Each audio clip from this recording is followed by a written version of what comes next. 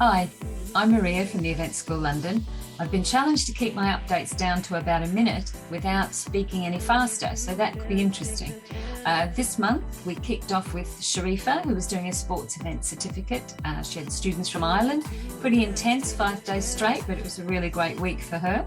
Siobhan was very busy earlier in the month marking the assessment for the diploma in wedding planning class, and happy to say they passed with flying colours. The next thing that happened in January, Nick and I were preparing for a study tour that's coming in April, 120 students coming to us. So we did a massive site tour. We were over at Exeter London, the Fox Connaught, we caught the cable car across to the O2.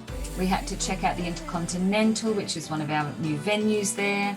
Back over to Queen Elizabeth Park, where the students will do some activities, and then finished up at Millennium Pier, where they'll be getting a river cruise down the Thames to see the best of London.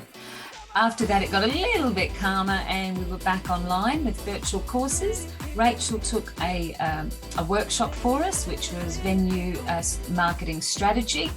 A really good program, 1 day, again, very intense, but the students really enjoyed it. And we also had from Rachel our first masterclass of the year, which was a masterclass in exhibition management.